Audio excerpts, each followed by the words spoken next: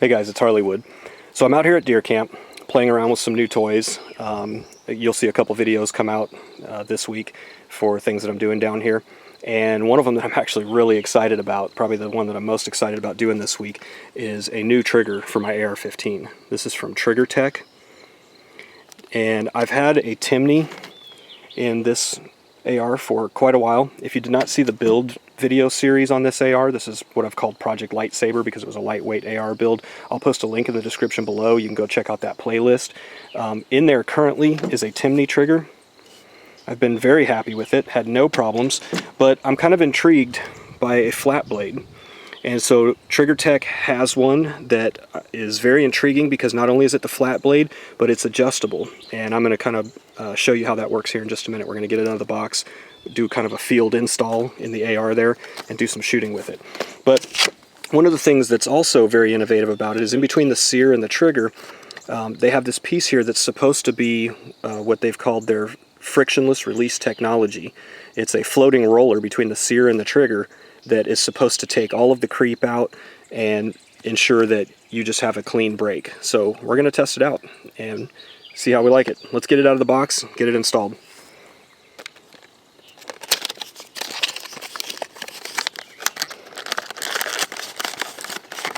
It's actually very nice packaging. I think when I got my Timney trigger, I may have ordered it from Midway or something like that, and it just came with in a very bland, might have even been kind of a little Ziploc bag, I can't remember, but very nice packaging here from TriggerTech. So this is a cassette style drop-in trigger system. Here's the adjustment point. And compared to my Timney, I'm getting my first look inside there. Let's see if we can get that camera to focus.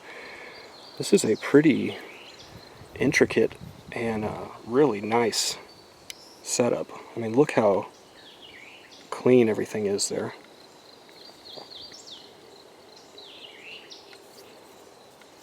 And I'm guessing kind of the added intricacy in there is something to do with the adjustability and again that frictionless kind of zero creep system. Sorry, I'm just sitting here looking at it. This is actually pretty impressive.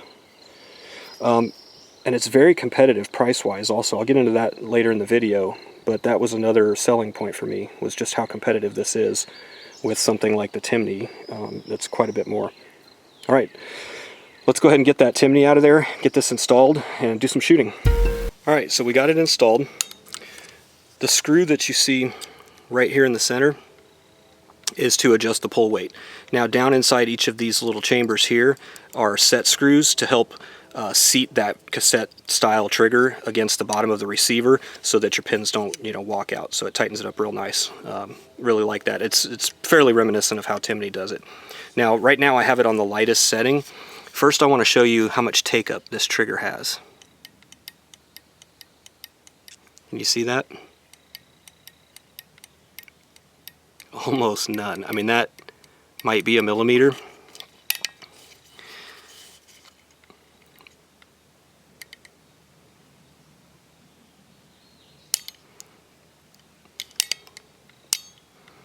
There's no over travel.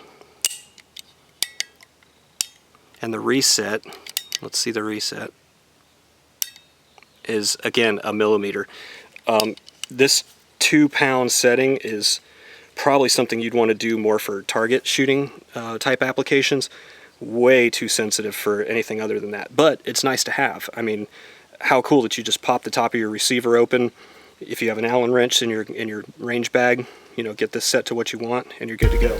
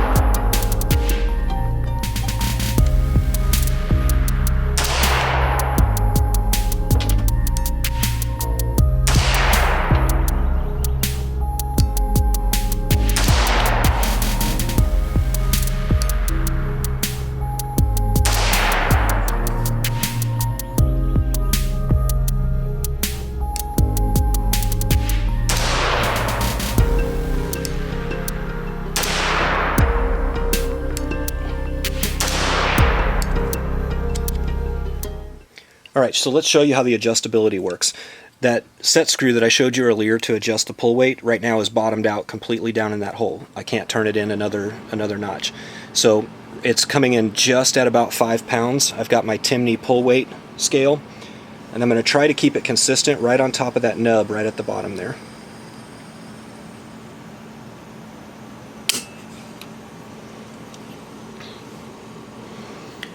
Okay, it's just a hair over the 5 pound mark. And what I'm finding is it's about 10 to 12 clicks per pound. I'm not sure if exponentially something changes as you go down or up, because I find when I get down in the lower end of the scale, it tends to be more like 7 clicks in between the pounds. When I get up towards the top, it can be 10 to 12. So I'm sure exponentially there's something, mechanically going on that's different. But let's go ahead and back this off 10.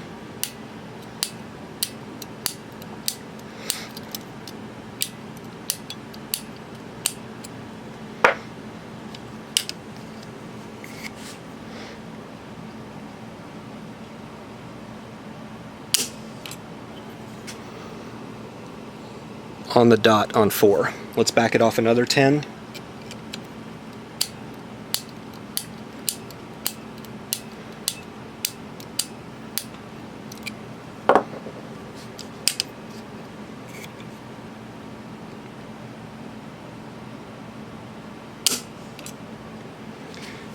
Okay, that one broke at 3.5. Let's do another 10.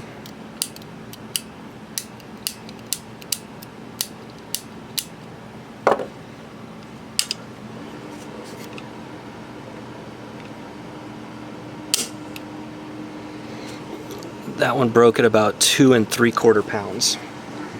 Let's back it off another 10.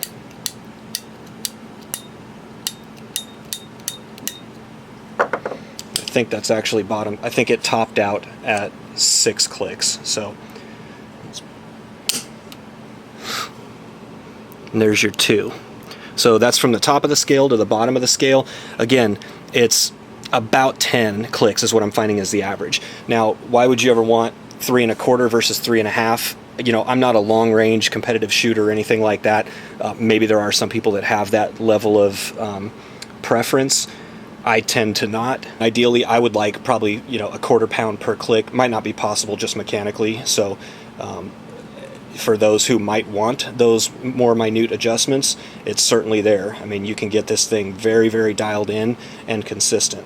Let's go ahead and take this back down 10 clicks, and let's do a couple pulls just to see how consistently it pulls at the same measure.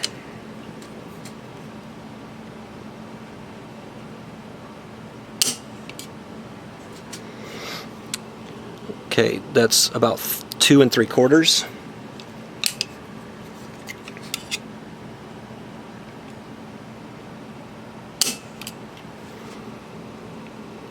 Two and 3/4.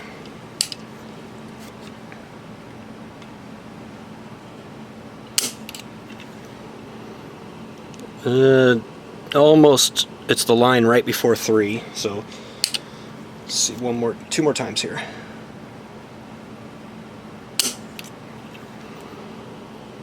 The line right before 3. One more.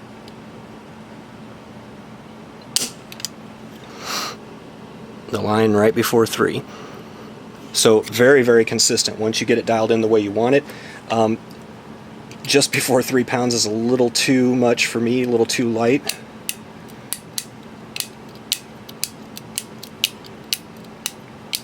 So I'm going to go in 12 clicks. I'm going to try and get mine at about 4.5. Okay, that's right at 4.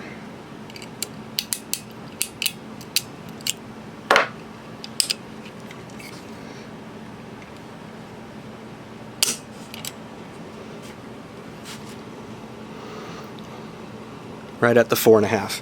So again, it's a beautiful system, guys. I'm really, really impressed with this thing. So that's it, guys. Now let's talk about the price. My Timney trigger that I just swapped out of this was, I want to say, $270, $275, something like that. Not adjustable. Basically the same cassette style trigger, drop in, very simple, has the same kind of set screw system, although this was much easier to set with those 2 screws here. On the Timney one, those kind of leaf springs are in the way, and so you have to get a little screwdriver in there, move the leaf spring out of the way, then slide your Allen wrench in there. A little bit cumbersome. This one, very simple. Simply drop it in, stick your Allen in there, tighten it up, and you're good to go. And again, look at the amount of manufacturing detail that goes into this. I mean, it's simply beautiful to look down in there. And again, the Timney cost about $275. This one, $199. They also make a curved bow, so if you're not into the flat bow, this is the first flat bow trigger I've ever shot, and I'm actually liking it a lot. With that little nub at the bottom, it's very easy for me to feel and index right where my finger should be every time. I just kind of gravitate right towards it, and it's very comfortable. Brake's nice, clean brake, no over travel whatsoever. I'm very excited about this. That's it, guys. I'm going to post a link in the description below to where you can get the TriggerTech AR15 trigger, either the flat blade or a curved, for $199. Thanks for watching. If you like what you saw, hit the subscribe button below, and we are going to be releasing a video series very soon on the SBR conversion for this rifle. I have everything. I have the paperwork. We're ready to go, so stay tuned. We'll see you soon.